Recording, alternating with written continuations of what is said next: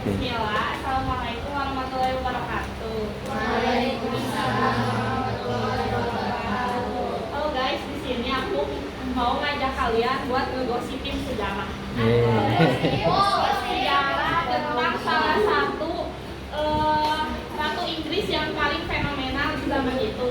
Namanya Anne Boleyn, ratu Inggris dari suaminya yang raja yang bernama Henry VIII. Nah, di sini ada daftar isi, tapi aku bakal jelasin lebih lanjut tentang biodata dia sama kepribadiannya. Terus awal kisahnya gimana sebelum naik tahta. Terus apa penyebab dia bisa fenomenal itu dan apa yang dia warisin yang terus terkenal sampai sekarang apalagi di daerah Inggris. Oke, jadi yang pertama biodatanya. Namanya Anne Boleyn. Lahir sekitar tahun 1501 sampai 1507 di Kinghall di kota Bliking, Britania Raya, Inggris. Dia cuma punya satu anak perempuan, Ratu Elizabeth I yang terkenal sebagai ratu terbaik sepanjang masa. Terus yang tadi pasangannya Raja Henry ke-8 dari Inggris juga. Terus orang tuanya ada ayahnya seorang diplomat, Thomas Boleyn. Terus ibunya Elizabeth Boleyn itu seorang bangsawan, dua-duanya bangsawan, tapi di Inggris tuh ada tingkatannya dari bangsawan serendah ya. Si Anne Boleyn ini kan bangsawan ini biasanya wah gini ya, kelihatannya kayak selalu ikut campur terhadap urusan kerajaan.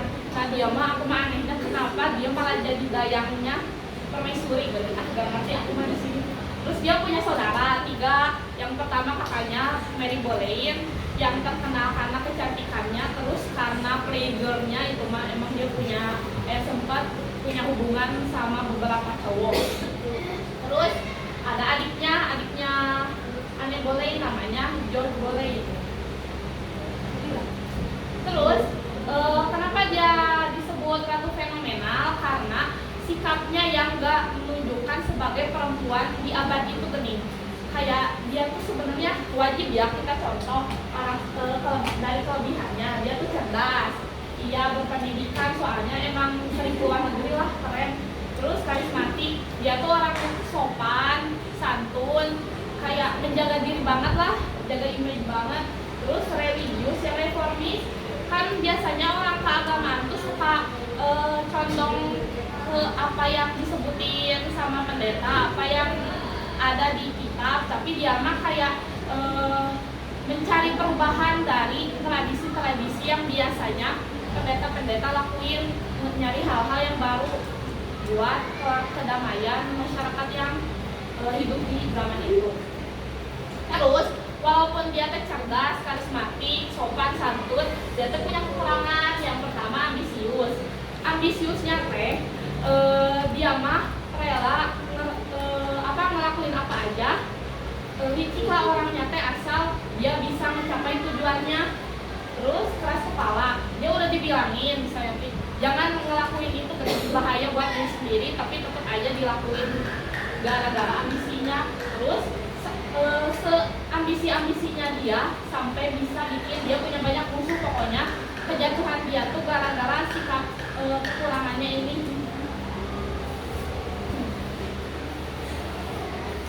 Oke, jadi ini awal kisahnya.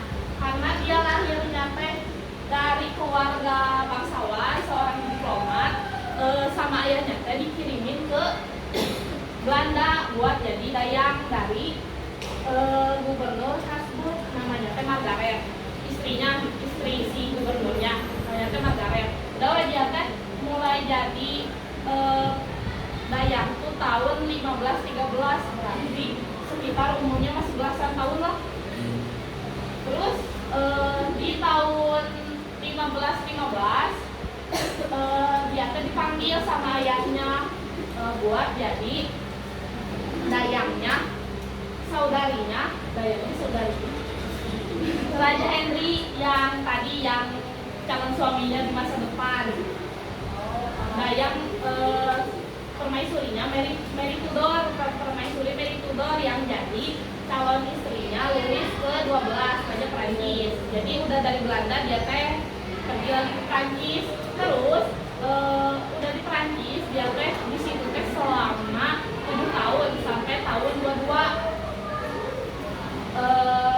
Setelah di Prancis dia tuh belajar bahasa, belajar agama, belajar apa-apa karena di situ teh Prancis salah satu kerajaan yang termasuk maju di zaman itu. Jadi pas di tahun 22 teh dia tuh dipanggil sama ayahnya teh buat balik ke Inggris gak tahu kapan. Tapi di situ dia disuruh buat jadi dayangnya permaisuri Raja Henry, istri pertamanya yang bernama Catherine of Aragon dari Spanyol. Terus di situ juga pulang teh gara-gara mau dinikahin dia teh keluarganya teh punya konflik. Ayahnya teh punya kakeknya teh namanya teh Thomas Butler. Si Thomas Butler teh punya gelar Pilgrim of apa gitu lupa lagi tadi teh. Terus kan meninggal dia teh di tahun sebelum si Anne Boleyn balik lagi ke Inggris. Terus dia teh si Thomas Butler teh gak punya anak cowok, cuma punya 2 anak cewek. Yang satu teh ibunya bapaknya Anne. ibunya neneknya lah. Yang satu lagi adik si neneknya. Nah terus kan si neneknya tuh punya anak cowok, si Thomas Boleyn yang ayahnya awalnya mas gelarnya mau dikasihin ke si Thomas Boleyn itu, tapi gak jadi gara-gara ternyata si Thomas Butler teh banyak Thomas si Thomas Butler teh punya saudara kerabat jauh namanya teh Pierce Butler. Nah si Pierce Butler teh punya anak namanya teh James Butler. Nah si Anne Boleyn teh mau dinikahin sama si James Butler biar si gelarnya teh gak kemana-mana dan gak condong kemana-mana. Jadi nanti teh si James Butler yang dapat gelar itu teh karena keluarga mereka tuh sudah menyambut gara-gara pernikahan Anne Boleyn sama James. Terus tapi gagal gara-gara katanya mah ada rumor kayak si ayahnya si Thomas Boleyn teh ngebatalin gara-gara dia gening yang pengen punya gelar itu teh gak mau dikasih ke siapa-siapa, egois lah. Jadi nurut ke anaknya. Terus akhirnya mah gara-gara gagal nikah dia teh jadi permaisuri dayang dari permaisuri Raja Henry yang Catherine of Aragon teh nikah sama Raja Henry teh tahun 1509. Pokoknya mah si Anne Boleyn teh masih umur 6 tahun, 5 tahun, 7 tahun lah. Terus awalnya teh si Catherine teh mau nikah sama kakaknya si Raja Henry namanya teh Arthur, tapi gara-gara si Arthurnya teh sakit-sakitan meninggal dia teh jadi janda. Terus kan di aturan di apa sih Paus Roma di zaman itu teh kita teh gak boleh nikah lagi, apalagi nikah sama janda gitu. Nah tapi si kayak petinggi kerajaan teh sok nikahin aja cenah si Catherine-nya sama Raja Henry dah gak apa-apa cenah. Terus si Catherine juga gak mau kehilangan posisinya sebagai yang tadinya mulai jadi permaisuri gini. Jadi dia teh ngomong aku masih perawan mbak cenah. Masih belum apa-apa kan, soalnya emang mereka teh nikah teh baru sebulan 2 bulanan gitulah, makanya dinikahin lagi sama Raja Henry. Terus balik lagi si Anne teh kan jadi dayangnya Catherine ya teh cinlok sama pejabat istana namanya teh Henry Percy. Tapi si Henry Percy udah tunangan, jadi si Anne teh jadi selingkuhan gitulah. Terus mereka teh tunangan diam-diam, pek ketahuan sama Raja Henry teh dipisahin, mereka teh si Anne nya diasingin, si Percy nya teh disuruh nikah sama tunangannya langsung nikah we Catherine selama 4 tahun sampai tahun 1526. Terus pas balik lagi dia teh punya temen namanya teh Thomas Wyatt, si Wyatt, tapi si Wyatt teh udah nikah di situ teh, tapi dia teh kayak punya ketertarikan gitu loh ke Ane, ya, jadi selingkuhan lagi lah di situ, pusing aku mah. Terus teh di situ teh si Thomas Wyatt-nya teh nemuin istrinya teh selingkuh, berzina lah gitu ya, ceraiin sama dia tuh cerai. Terus saya pas cerai mau ngetetepin lagi si Ane, tapi gak jadi karena si Anenya udah PDKT sama King Henry. Beda jauh umurnya, gak bisa. Cuma tahun bedana. Terus akhirnya makan dia tuh jadi Dayak ya, emang kelakuannya teh sopan gini. Walaupun mukanya teh gak cantik-cantik amat, gak secantik kakaknya, dia teh emang nyimpen ketertarikan, spesial gitu lah, istimewa. Jadi King Henry teh ngedeketin gitu. Tapi sebenarnya mah ya, dia teh gak mau dekat sama si King Henry teh. Soalnya kakaknya si Mary teh pernah jadi gundik raja si King Henry. Si King Henry teh dari hubungan si Mary sama si King Henry yang jadi gundik itu, si Mary teh punya dua anak haram gitu mah. Mana gak dianggap sama si rajanya teh, padahal anak yang lain kan si rajanya teh playboy, di sini teh nah, gak dianggap, tapi anak yang lain dianggap. Jadi dulu lah dia teh kayak nama King Henry di mata Ane teh sudah tercemar gini, makanya di situ teh si King Henry-nya teh suka goda-goda lah pokoknya mah, si aku teh suka sama kamu gitu. Tapi si Ane-nya teh suka nolak gini, gak mau, aku mah gak mau jadi gundik kamu gini. Sok cina bisa, cina aku ngasih sama kamu, tapi aku teh harus jadi permaisuri cina. Kan ya di situ teh belum ada Dayak yang pernah jadi permaisuri, gak mungkin gini. Tapi gara-gara kisah mereka jadi mungkin, makanya ada novel-novel sekarang yang orang-orang yang biasa aja jadi ratu lah, jadi apa itu teh awalnya dari kisah ini. Terus karena mereka teh udah makin dekat, terus kayak Ane teh kasih persyaratan itu yang sok sama aku nikah sama kamu asal aku jadi permaisuri. Jadi si Catherine ini teh sama King Henry teh mau diasingin, tapi kan susah ya gara-gara banyak pihak yang masih ngedukung si Catherine. Salah satunya teh apalagi yang dia teh masih saudaranya orang Spanyol, raja Spanyol. Jadi dia teh nyari, si Henry teh nyari cara. Awalnya teh dia teh minta ke Paus pendeta di Inggris buat sok batalin pernikahan aku mau nikah sama si Ane. Kan gak bisa ya, kayak dia teh udah nikahin janda terus mau nikahin nyariutnya eta mah di peraturan Inggris mah tadi maksa-maksa. Akhirnya teh si pendeta Inggris itu teh ngomong ke pendeta yang otoritas di Roma. Kan mereka teh umat Katolik teh si pusatnya teh di Roma. Jadi si pendeta terbesarnya teh di Roma, jadi harus izin dulu ke si pendeta itu, namanya teh Julius, pendeta Julius. Teh pasti ngomong ya sama sekretaris raja datengin si pausnya teh. Si pausnya teh gak tahu kemana.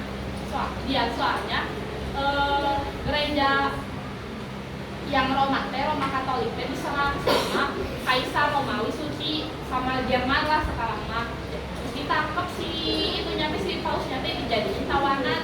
Nah terus